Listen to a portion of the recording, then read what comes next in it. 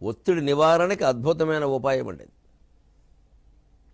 ఆలోచన చేస్తే చాలా ఒత్తిడి పోతుంది. ఒత్తిడి కలిగించే ఆలోచనతోనే తొలగించవచ్చు, ముళ్ళుతోనే. ఆయన గ్లాసులో నీళ్లు సగం పోసి ఇంచుమించుగా ఇవన్నీ ఉన్నాయంటే మామూలుగా అందరూ ఆలోచన అంతే కదా. 100 ml అండి, 200 ml అని ఒకళ్ళు, సగం నిండిపోయిన ఒకళ్ళు, సగం ఖాళీగా ఉందని ఒకటి రకరకాలు చెప్పారు. ఈ సగం ఖాళీ సగం నిండిపోవడం పక్కనట్టండి. ఏదో 200 ml అన్నవారు, నిజమే 200 ml నీళ్లు ఉన్నాయి ఇందులోను. పోనీ గ్లాసులో సగం నీళ్లు ఉన్నాయి, దాని గురించి వదిలిపెట్టండి. వీటి బరువు ఎంత అంటే మీరు 200 ml అంటారు, అది నిజమైన బరువేనా అంటే నిజమే కదండి అన్నారు. నిజమే, ఇప్పుడైతే నిజమే. కానీ నేను ఈ గ్లాసు పట్టుకుని ఒక 10 నిమిషాలు నిలబడ్డాను అనుకోండి, మామూలుగా ఆ బరువు ఏమీ నాకు పెరిగినట్టు అనిపించదు, నేను మామూలుగానే ఉంటాను. కానీ అదే గ్లాసు అదే నీళ్లతో అలాగే పట్టుకుని ఓ గంట సేపు నిలబడాలంటే ఈ నీళ్ల బరువు 200 ml కాదు, 200 kg అవుతుందన్నాడు. అది మనస్సు. ఆ గ్లాసులో నీళ్లు పోసి ఆ గ్లాసు పట్టుకుని నిలబడ్డం 2 నిమిషాలు, 3 నిమిషాలు, 5 నిమిషాలు అయితే పర్వాలేదు, సరదాగా నుంచుంటాం. దాన్ని చూస్తూ, దాని విన్యాసాలు చూస్తూ, ఆ నీళ్లు ఊపుతూ. కానీ అదే గ్లాసు అలాగే పట్టుకుని కదలకుండా గంట సేపు నిలబడాలంటే అంతకంటే శిక్ష లేదు. పైగా ఏదో రకంగా కదిలిపోతూ ఉంటాం, కదలకుండా అని చెప్పారు, అది షరతు, మనం ఓడిపోతాం. అందుకని ఇంకా ఒత్తిడి పెరిగింది. కదలకూడదు కదలకూడదు కదలకూడదు అండంలోనే ఎక్కువ కదిలిపోతూ ఉంటాడు. గ్లాసులో నీళ్లు వీడు భయపడినప్పుడు గంట సేపు ఉన్నా, అర నిమిషమే ఉన్నా, 10 నిమిషాలే ఉన్నా వాటి బరువు 200 ml కాదా, అంతేనా, ఏమైనా మారిందా?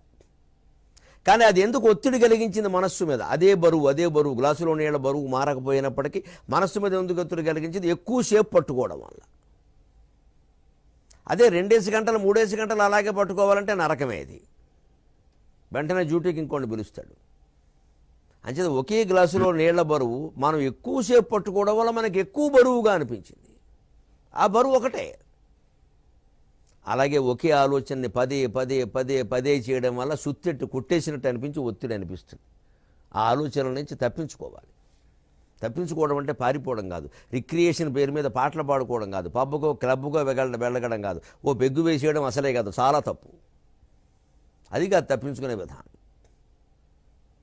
అసలు ఏ ఆలోచన మనకి ఏదో మనం పని చేస్తున్నాం, ఉద్యోగం ఏమవుతుందో అని ఇబ్బందిగా, ఏమవుతే ఏమిటో, నా ప్రతిభ నాకు ఉంది కదా, ఏదైనా అయినప్పుడు చూద్దాం, నిజమే అంత అయినప్పుడు చూద్దాం, ఇప్పటి నుంచి ఆలోచిస్తే పోనీ ఉద్యోగం నిలబడుతుందా? పోనీ సంసారంలో గొడవలు వచ్చాయి, ఆవిడేమనుకుంటుందో, ఆయన ఏమనుకుంటాడో, ఏమైనా అనుకున్నారా? మనకేమైనా చెప్పారా? అసలు ఏమి చెప్పకుండానే ఊహిస్తారేమిటండి విచిత్రంగా? ఈ ఊహించడం వల్లే ఒత్తిడి ఎక్కువ. మనం ఇద్దరం మాట్లాడుకుంటుంటే చూడండి జరిగే చిత్రం, ఇద్దరం మాట్లాడుకుంటూ ఉంటామండి. ఒకరెవరైనా, ఇద్దరు మిత్రులే ఒకరెవరైనా గడియారం చూశారనుకోండి, ఎక్కడికైనా వెళ్ళాలా అని వెంటనే అడుగుతారు. అడగక్కర్లేదు, వెళ్ళాల్సి ఉంటే అతను చెబుతాడుగా. మనం ఆగలేము, ఊహించకుండా ఉండలేము అసలు మనం. లేకపోతే గడియారం చూస్తే మధ్యలో నా మాటలు విసుగ్గా ఉన్నాయా, అది కూడా వస్తుంది మిత్రుల మధ్యలో. మిత్రుల మాటలు ఎందుకు విసుగ్గా ఉంటాయి? ఏదో ఆయన మామూలుగా ఊరికే కాకతాళీయంగా అలా చూశాడు గడియారం, దానికి ఏదో ఊహ. లేకపోతే ఆయన గడియారం ఆయన చూసి దానికి ఏదో ఊహ. మధ్యలో చెవిలో ఇలా అనుకున్నాడు, దానికి ఏదో ఊహ. ప్రతిదానికి ఒక ఊహ, ప్రతిదానికి ఒక. ఈ ఊహలే బరువు, ఈ ఊహలే ఒత్తిడి. అసలు ఊహించకుండా ఉండలేమా, ఆలోచించకుండా ఉండలేమా, ప్రశాంతంగా ఉండలేమా? పోనీ అంతగా ఆలోచించాలనిపిస్తే ఆలోచనని భగవన్నామంగా మార్చుకోలేవా? నమశివాయ, నమో నారాయణాయ, శ్రీమాత్రే నమః మార్చుకోలేవా? ఆ నామాలు, అటువంటి నామాలు మీరు జపించండి, 24 గంటలు జపించినా ఒత్తిడి రాదండి. పైగా ఎప్పుడైనా నిద్ర పట్టట్లేదు అనిపిస్తే పడుకుని నామజపం చేస్తుండే, నిద్ర పట్టకపోయినా జపఫలం కాదండి, నిద్ర అలసటంతా తీరిపోతుందండి. జపఫలం రావడం పక్కనట్టండి, అలసటంతా తీరిపోతుంది. కళ్ళు తెరవకూడదు, ఒకటే షరతు, కళ్ళు తెరవకూడదు. కళ్ళు తెరవకుండా అదే నామాన్ని అలాగే జపిస్తూ ఉండాలి, పట్టుదలగా వదలకుండా. చాలా ప్రయోజనం ఉంటుంది దానివల్ల. అసలు మనసులో ఉండే చాలా పిచ్చి జ్ఞాపకాలన్నీ చెరిగిపోతాయి, పీడకలన్నీ ఆగిపోతాయి. భగవన్నామానికి అంత శక్తి ఉంది, మనం చెయ్యం.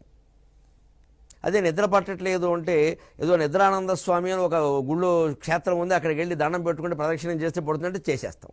ఎందుకంటే ఓ 10 చేసేస్తే, ఓ 100 చేసేస్తే అయిపోతుంది కదా. తర్వాత మన గొడవ మనం చూసుకోవచ్చు, మళ్ళీ ఎవడ మురుగుంట్లో వాడే. అంతేగాని నిద్ర పట్టకపోయే సమయంలో భగవన్నామస్మరణ చేద్దాం, హాయిగా ఈ ఫలం దక్కింది కదా, ఈ ఆనందం దక్కింది కదా అని ఆలోచించాం. అంచేది ఎప్పుడు ఒత్తిడి వచ్చినా సరే ఒకే ఆలోచనని పదే చేయొద్దు, అదే ఒత్తిడి. పని ఎప్పుడూ ఒత్తిడి కాదు. 100 పనులు చేయొచ్చు 24 గంటల్లో. విడగొట్టుకోగలిగితే 200 పనులు చేయొచ్చు. పని గురించిన ఆలోచనే ఒత్తిడి, పని ఒత్తిడి కాదు. ఆలోచననే వాయిదా వేసి పని చేసేయాలి. ఆలోచించవలసిన సమయంలోనే ఆలోచించాలి. స్టాప్ వాచ్ పెట్టుకుని ఆలోచించడం మొదలుపెట్టి మళ్ళీ స్టాప్ వాచ్ మోగ్గానే ఆలోచన ఆపేయాలి. పని ఆపినట్టే ఆపేయాలి. సాయంత్రం 4 కాగానే సర్దియాలంటే ఆఫీసులో 3:30కే సర్దేస్తారే గవర్నమెంట్ ఆఫీసులో, అలా సర్దేయాలి. ఆలోచన కూడా అలాగే సర్దేయాలి. పదే పదే ఆలోచించడం వల్ల, పదే పదే అదే మాటల వల్ల ఒత్తిడి వస్తుంది.